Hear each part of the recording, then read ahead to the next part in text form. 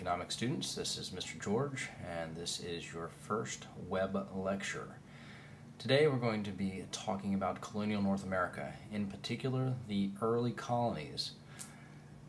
In this lecture we're going to be talking about a couple different things in the early colonies. The first thing we'll be talking about is why did people come to the colonies? So there were lots of different reasons, we'll talk about them.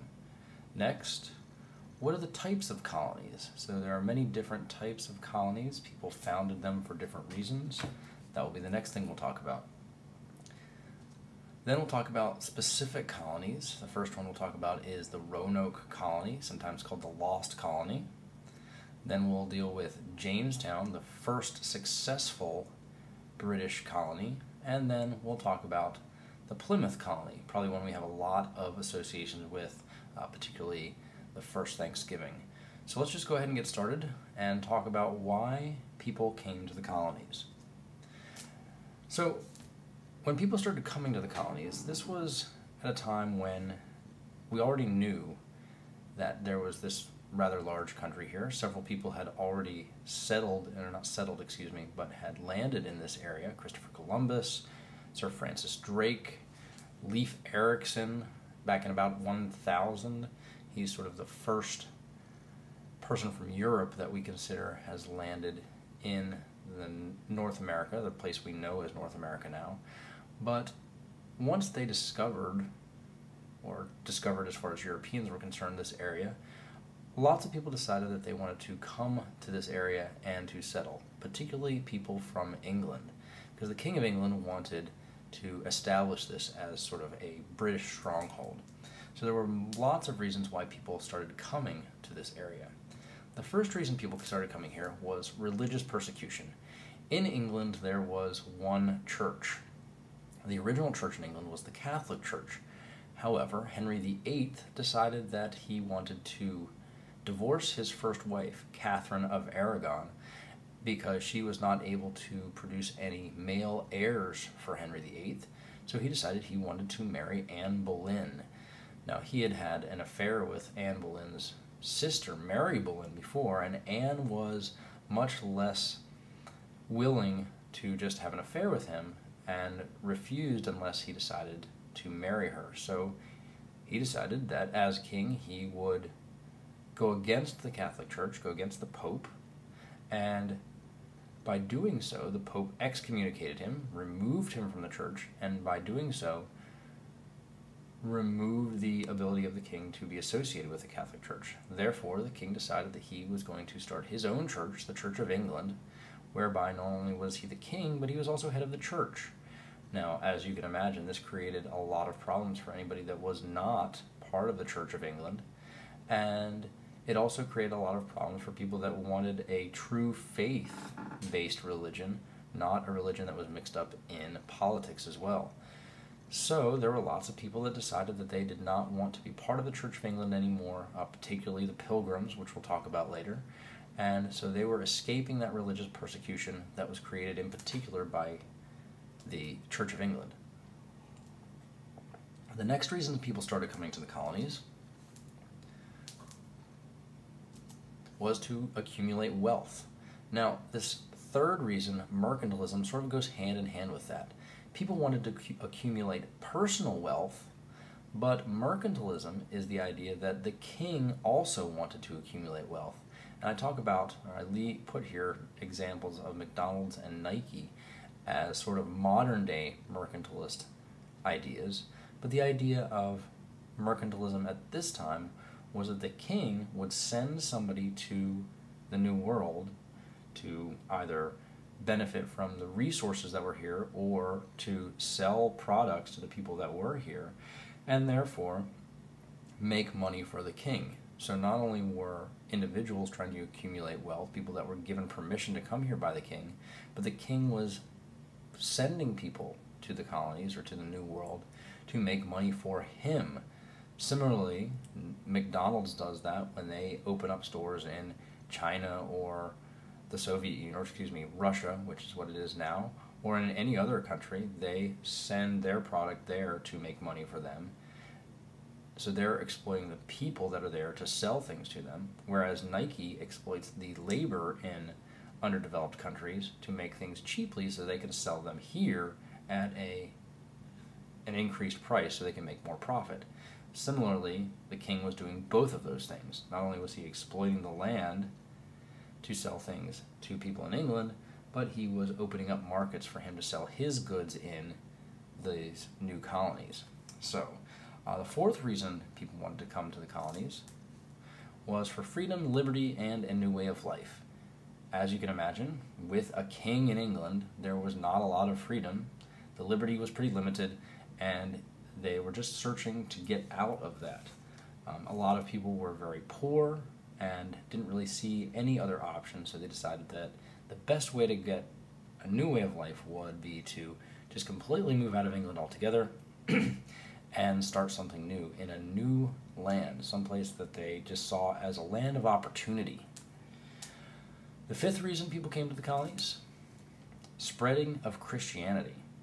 A lot of times those same people that were facing religious persecution in England wanted to spread the message of Christianity to other people, especially when they found out that basically the only people that populated this new world were what they considered heathens, people that had no idea about the message of Christ, and so they wanted to make sure that they were coming here to save the souls of the people that were in this new land.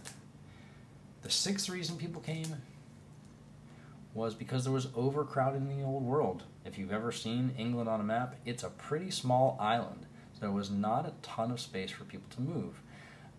And part of that overcrowding was not literal overcrowding, but the fact that if you were in a family of landowners, the only person that really got any land from their father was the oldest son. So if you were not the oldest son, you did not receive any land from your family unless your older brother died.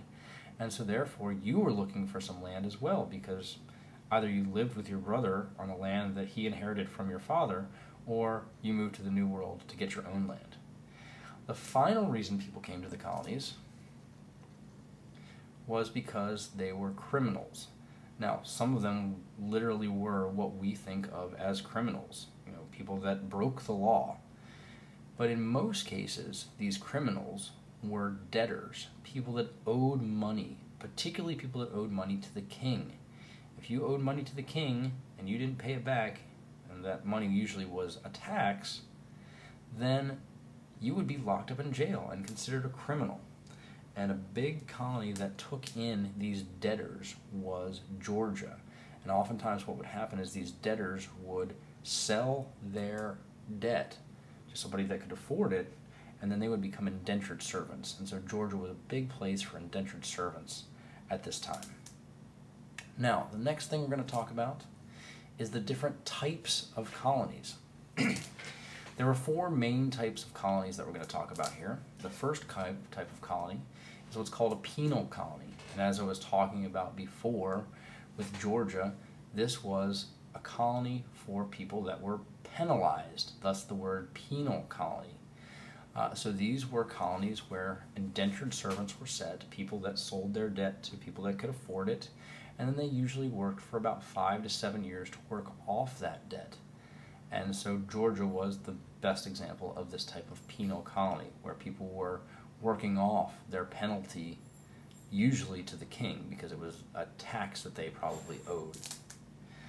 The next type of colony is what's called a charter colony. Now, a charter is simply an agreement. It's kind of like a contract. And so what would happen is people would talk to the king claiming this land as his own, and they would create a contract between the king and the colonizers.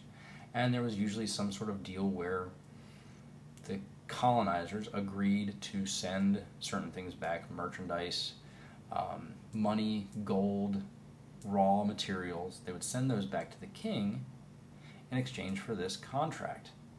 Now, I don't know if you're aware of this, but the distance between England and the colonies is about 3,000 miles. During this period, it took between 2.5 to 3 months to get from England to the colonies, and then the same amount of time to get back. So this is a lot of trust that the king had in these people to actually do what they said and to honor their contract. Eventually, they get a different type of colony because the king realizes he cannot trust these people. Another type of colony is what's called a proprietary colony. Now, this was a pretty hands-off type of colony as far as the king is concerned. So the king or the queen grants this land to one person or a group of people, and those people are now able to basically do as they see fit with this land. They can make up their own laws, they can rule it as they wish. An example of a proprietary colony is the Plymouth colony, which we'll talk about in a little bit. And so this was the type of colony where the king just kind of let the people have what they wanted. Now, to address the problems with the charter colony, the king created yet a fourth type of colony. This type of colony is called a royal colony. Now, because he could not necessarily trust the people in the charter colonies to abide by their contract, a royal colony was created, and in this royal colony, not only did he make an agreement with the people, but then to make sure that the agreement was upheld, he would appoint a governor. Now, the governor was there to basically make sure the people did what the king wanted him to do. They sent back the appropriate amount of money, they gave him what he wanted, and this was where mercantilism comes into effect.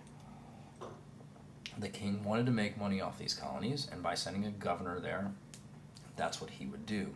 Now, these governors were not always the most trustworthy people either, and a lot of times there were people that the king just kind of wanted to get out of his hair. You know, if the queen or somebody that he was related to had a deadbeat cousin or uncle or brother, oftentimes that would be who he would appoint as governor, so that he could say, oh yes, I'm giving this person a job, but 3,000 miles away. So it wasn't somebody that the king had to deal with on a day-to-day basis. So these are the types of colonies. We've got the penal colony, the charter colony, a proprietary colony, and the royal colony. Now that we've got the reasons why people came here and the different types of colonies established, we want to talk about 3 of the original British colonies. Now, one of these was unsuccessful, but the second 2 were very successful and then created the precedents for other colonies to be established. So, the first colony we're going to talk about here is a colony called